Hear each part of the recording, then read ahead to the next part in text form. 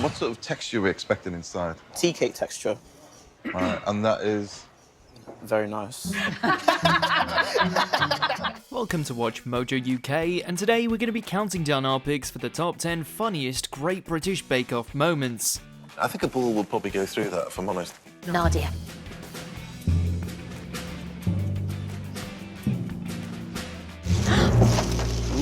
Disaster.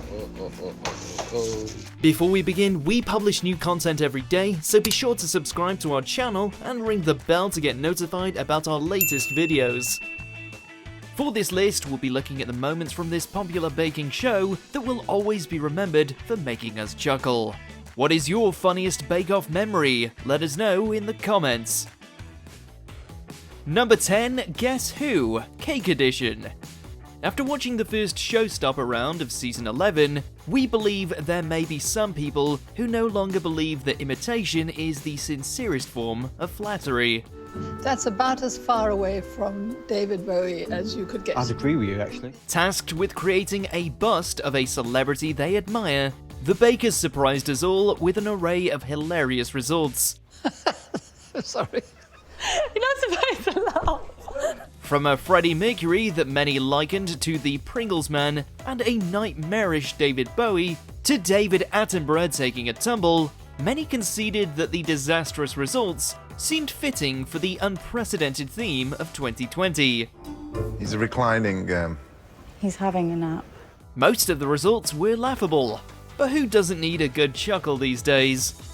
Number 9, a classic accidental innuendo. You've showed us so many skills, good piping, and I'm dying to know what's inside. We're not sure anyone realised just how many baking innuendos you could possibly make until we were first introduced to the Great British Bake Off. Our favourite one, however, comes from Mary Berry in Season 7 as she prepares to give Candice's gingerbread pub the taste test. As the judges inspect the well-crafted biscuit building, Mel asks who wants to try the carpet, to which Mary Berry innocently responds, Who wants to eat some carpet? I'll eat a bit of carpet. Even if it looks like the joke may have been lost on the judges, the viewers did not miss a beat in reveling in this unexpected yet amusing double entendre. The spices are coming through and they're ginger. Number 8, oven?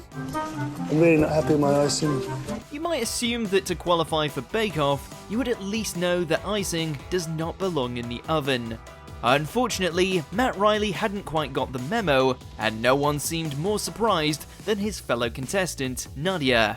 Hilariously, his concern is actually that his icing is too yellow, and puts it down to too much oven time. Oh, it's yellow.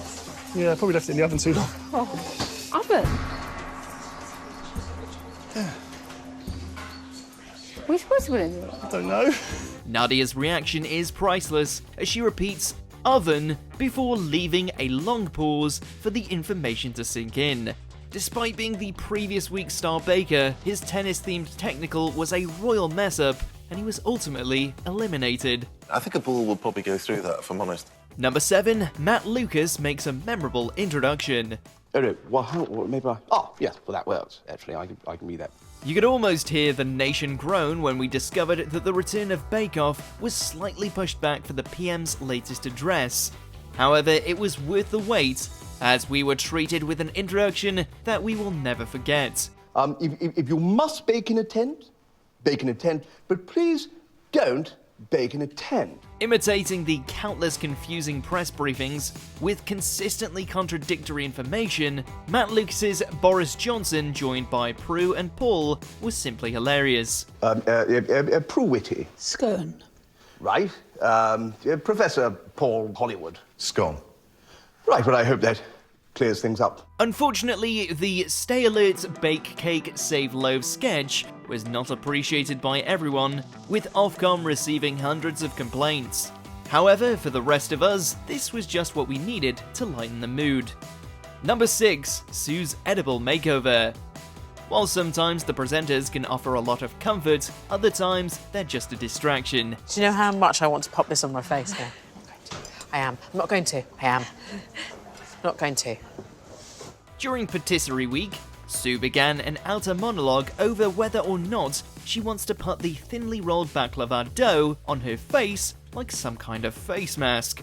And while that is enough to make you chuckle, watching her announce the time with a thin veil of dough on her face held up by her glasses is a rather funny sight. Okay, bakers, halfway through. Admittedly, people use all sorts of foods as face masks, but we're not sure pastry carries the same nutritional values or benefits. Number 5. The many expressions of Nadiya Hussain. Oh, Nadiya. I love it. While we could never forget Nadiya's emotional winning words, she had already won over the nation with her incredible range of facial expressions and delightfully quick wit.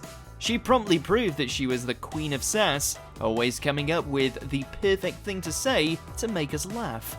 Even when she didn't say a word, we could read her face like a book, from her utmost delight to absolute stress. Nadiya.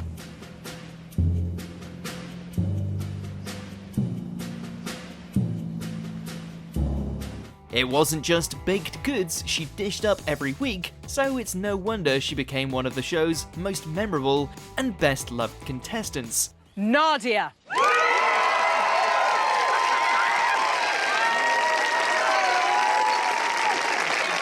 Number 4, Mary learns about hemp. Now adding some hemp flour, which is from Yorkshire. It's locally sourced. Oh, Mary Berry, you might even say she's become something of a national treasure. And if we didn't already love her enough, watching her learn about hemp is as wholesome as it is entertaining.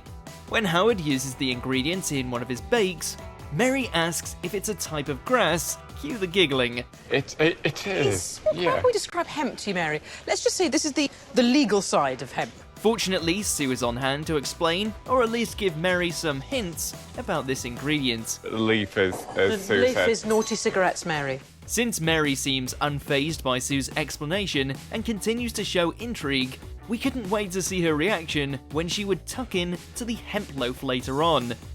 Number 3, the world's most chilled baker. Can I bribe you to buy us some time? I'll bribe you in pie. While watching the bakers race against the clock has provided plenty of entertainment in the past, Selasi's consistent state of zen proved to be equally amusing. Disaster. He embraced the chaos around him, while never succumbing to it, much to our enjoyment every week. Bakers, 2 hours left. It's 2 hours. Are you doing me out of a job, mate? From chilling on the floor to what looked like practicing yoga, you could always rely on Selasi to remain calm and composed. He never failed to deliver great bakes either, just missing out on a place in the finals. There was something about his cool demeanour that cemented his position as an instant fan favourite. The burnt Selasi. Are they? Right. Number 2, Liam the stand-up baker. What sort of texture are we expecting inside? Tea cake texture. Right, and that is... Very nice. Another baker whose personality landed them a spot on the Bake Off Hall of Fame is Liam Charles. A student during his stint in the tent, he proved he had heaps of charisma and plenty of banter. His quick wit and sassy comments never failed to crack us up, and he even proved to be a worthy match for presenters Noel and Sandy. What's next? Gotta make the buttercream. That's something you've done before. I'm joking. Clearly, it wasn't just the viewers who found him endearing, as he would go on to join comedian Tom Allen as a co-presenter on Bake Off The Professionals, and even joined Prue as a judge on Junior Bake Off. It looks delicious. It makes my mouth water. I want to come to yours for breakfast. Anytime. It's so lovely. Number 1. Do not fling your bakes. Hang on. Is that needed? Is that what you do? No, that's not what I've been doing. After Paul teaches Sarah Jane the twist and stretch technique to knead her strudel dough, she tries to pass the lesson on with significantly less successful results. No, that looks really good so far that you can... Admittedly though, perhaps it was just Catherine who got a bit overzealous in the technique, which sent her dough flying onto the floor. Fortunately, even Catherine can see the funny side as she giggles at her misfortune and wonders how on earth she can serve Mary Berry the now dirty dough. Oh, Catherine! Oh my God! Oh, it's God, I am so sorry. We know we mentioned earlier that Mary is partial to a bit of carpet, but this is certainly not what she had in mind. Do you agree with our picks? Check out this other recent clip from WatchMojo UK and be sure to subscribe and ring the bell to be notified about our latest videos.